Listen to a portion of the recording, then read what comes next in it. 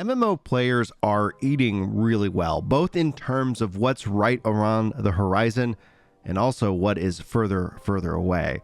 But there is no lacking of new MMOs to be excited about, to be talking about, and to be sharing about. And this video is going to focus in on one of those MMORPGs that was just recently announced from Pedigree MMO game developers. There's a lot of questions that I have, namely as it relates to the Sandbox MMORPG.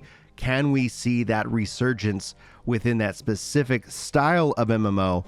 We'll talk about that in today's video. But hello everyone and welcome to my channel. My name's Brian if you happen to be new around here, and if you're already a subscriber, you already know it. You're a freaking legend, and thank you so much for coming in and checking out today's video. We've got a little bit to talk about, especially as it relates to Pax Day. You guys have been asking me about my thoughts on it. I've been tweeting about it, and I've already signed up for the alpha, and there's a lot of really good things to be excited about. There's actually some things that when I talk about what could really change or evolve the MMO, I have been believing, personally speaking, that it's based off of technology. We're looking for new technologies to really take the MMO forward. We've been kind of in this holding pattern because the cost to make these bigger changes, the cost to make bigger evolutions have been too risky. It's been too costly. It's easy to sit down and say on paper, oh, just do X, Y, and Z, but the technical cost and the risk of gamers rejecting it because it is unknown, it's foreign to them, it's the problem of gaming as a whole, where you want something new and exciting, but also familiar. And so in and of itself, that's why you don't see so many leaps and bounds. But Pax Day is looking to take advantage of the newest degrees of technology and hopefully beyond that aspect, but we're going to explore that technology and why I'm excited today. We're also going to talk about why I think people are struggling and will struggle with the Sandbox MMORPG. That's my preferred. That's my Final Fantasy XI backbone. That's where the players and the world are a bigger character than like a specific, individual character. But again, I understand that theme parks are popular. They work because a lot of MMO players have been trained in that, and it's in that rejection and that, unfamiliarity that can cause a little bit of friction. We'll talk about that impact in this video. And then finally, we'll wrap it up in terms of what it means to be an MMO nomad. A lot of MMO players say that they're looking for a home, and we're going to explore, could Pax Day be that home for them? So we're going to start off, what is the meaning of Pax Day? First of all, it actually means peace of God. The developers are saying it means divine peace. Both translations are adequate. I think this is really cool. This is a very beautiful, the gameplay alone sets the scene. And then you go out to their website, which you can right now. You can register for the alpha. That's what I've done. There's a couple of steps you have to do to go ahead and make that happen. But the website's got a lot of beautiful information, a lot of beautiful images.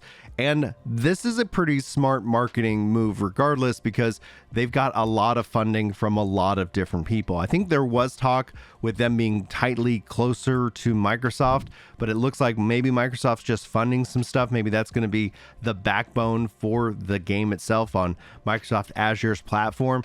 We don't have confirmation on all that, but just note that there's actually a ton of information, a ton of frequently asked questions, and more that the devs are putting together. And note too, and just kind of a self-promo, I've actually created and spun up a Pax Day channel. It's Pax Day Central. There'll be content rolling out, more nitty-gritty and focused, and I'll try to include a link in the description if you guys want to go check out my Pax Day Focus channel, and we'll talk about more about that as the game continues to develop. But why am I specifically excited? What have they stated? It's not that the Sandbox, like when they said it's a Sandbox MMO, that I was like, oh, I'm all in, because I see Sandbox MMOs struggle in terms of popularity. World of Warcraft, in a way, has cursed the genre when people expect every MMO to repeat that success. And in the real honest way is that World of Warcraft is the exception. It's the outlier. It's the Fortnite of our generation. And we will probably have to wait a while to see that happen again, because competition is a real factor here. But beyond that aspect, personally speaking, I've been talking about technology. First and foremost, cloud technology. Why is this important? One of the things that I found really unique and interesting in the rejection of like things like Stadia and cloud streaming is that in justifying a single player game that does not need cloud tech, like that is a harder sell to make. To me, it's an easy sell as an MMO player because they're already always online. That's something that I've been used to since Final Fantasy XI, since my, college days, if you will. And I think that's really kind of neat to see them finally starting to bring in both cloud compute and also perhaps running on the cloud and being able to stream it to your device. That alone, whether you want to play on iPad or other devices, will help the Sandbox MMORPG out immensely, not just in processing and simulation and all the aspects that you want to have within a sandbox MMO, but the ability to easily access that from probably wherever you are to do the things that you want to do, whether that's a long gameplay session or just a couple of things that you want to manage in your store or your shop or however they want to integrate all that technology. And I think that's going to be something that helps set the game apart. Something where you don't need a $6,000 PC to be able to experience it in its highest fidelity. That's the strength of cloud, and you're already playing an always online game, so it's not like, why does this need to be online? Why do I need to have internet access? If you already have that mindset, you're probably not interested in MMOs at all. And if you're already here in this video and that is you got to sound off below, because I'm not going to make fun of you. I literally just want to know more about who you are as a gamer, because I'm very interested in different opinions other than my own. Anyway, so cloud tech, I think that's going to be really key. We haven't seen it fully integrated into an MMO specifically just yet in terms of that. I look at this as streaming, especially like to your iPad or your phone, to be able to do some minor things, but also then it can probably enhance your gameplay experience on your computer, so your computer can do bigger things without having you to go and break your budget to accomplish it. We'll have to wait and see how it plays out in real life, but that's something that I think is going to be really exciting. Then we shift into Unreal Engine 5. They're currently on 5.1. If you guys have been following development, we know that Ashes of Creation is also doing something very similar. Gameplay and the images and everything that they're showing looks beautiful. And this then couples with the cloud tech, aspect, and all of a sudden you could have a very visually stunning, immersive world. One of the things that I really appreciate about New World, which I always found shocking, is just how immersive that game is. I never thought I would be interested in the artistic style of it, but then when you get in and play it, it just all works together. And this, I think, with Pax Dei is no exception. I think what players are wanting, especially in their MMOs, is this kind of living, breathing world. Not so much the theme park, but again, that's also my personal bias. I think if you actually look at MMO charts, there's a way that in a decision tree kind of style, if you prefer one specific style, you might find that you connect into certain kind of games. And EVE Online is a vast influencer, because a lot of people coming from the EVE Online development studio are the ones who are working on this.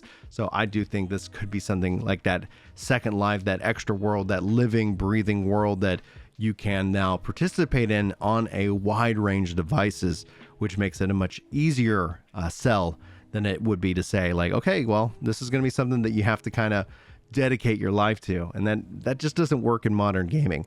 I think the Sandbox MMO, personally, I think is going to be, I'm hoping that it's rife for both evolution and revolution. To sit here and say the common success stories of the theme park are often met with, over a period of time, a lot of frustrations by veteran players. Theme park design, that verticality design with that pure focus on it, leads that you have to deflate your investment as a player so that new players can come into the game and not be completely punished. Horizontal, I think, goes more hand in hand with Sandbox, but there's, in any game, can always be a blending of the two. The problems with Sandbox MMOs are known. Player-driven economies are known, and so it's going to be interesting to see if they're able to combat some of the more egregious, faults, RMT, as well as like with real money trade, but also people trying to break the system, break the market, etc. And that can also be a turnoff for players. But for me personally, I think that's something that's very unique and isn't done in other games. And so the theme park MMOs are still going to exist.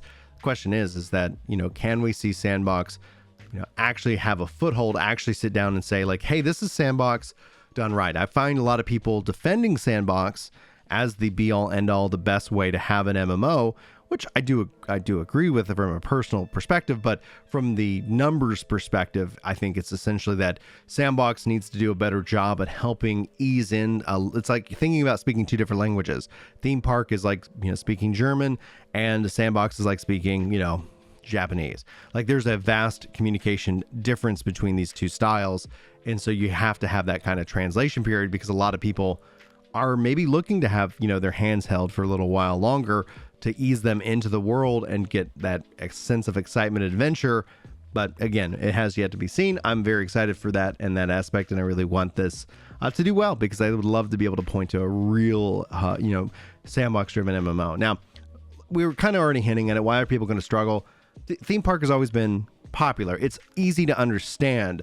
Numbers go up, things go up, new content gets introduced, and I think that in and of itself is not like wrong, right? Like the numbers clearly show it. Like I am in the minority, but in terms of that, like I think that the long-term success of the theme park is always about drawing in new people and not necessarily worrying about upsetting your veteran players. So that's where you see jump potions. That's where you see things that, get everybody right up to speed, right at the top of the list, so they can play in the latest content and skip over everything that came before, because you have to keep people moving down that pathway. At some point, the walls, all the mechanics, all the things, the pressures that are being applied to you make sense. And then you get burned out, because you're like, I'm just kind of doing the same thing every couple of years.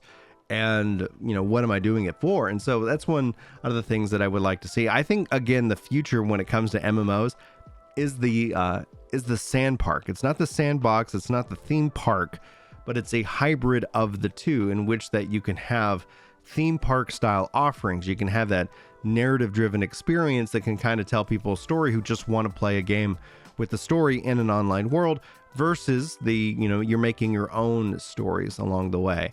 I think when you make your own stories, when people look back and talk about MMOs fondly, it's them talking about the core aspects of their stories with their friends, or making new friends, branching out, reaching out, and developing those relationships. And those are important things to talk about. Those are important things to respect. And they don't happen in that curated way. They happen in a very organic way. And these could be positive and negative. People feel like they could end up losing out on a lot of experiences.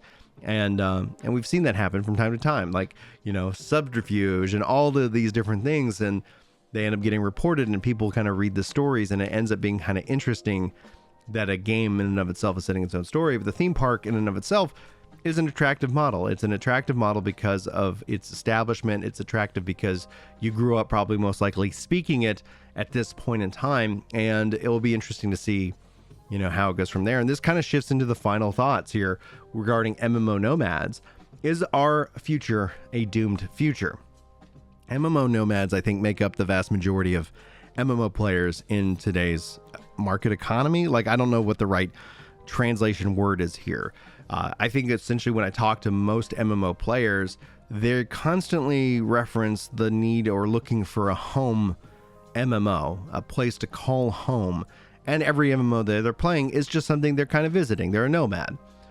I don't know if we will ever see that establishment of the home again. You can, as a MMO nomad, can say this is my primary. And so that's kind of how the language has shifted a little bit. This has become my primary MMORPG over this is my home. This is the one only thing that I play. And I think that ends up doing a couple of things. I think when we see competition, multiple kinds of games out there, things like Game Pass and PlayStation, Plus, and all of the different services, all Netflix and everything kind of vying for your time, which has become over your life less and less and less available. Most likely, if you've got a job, if you've finished school, like all of a sudden you start seeing more and more responsibilities pile up and less available free time.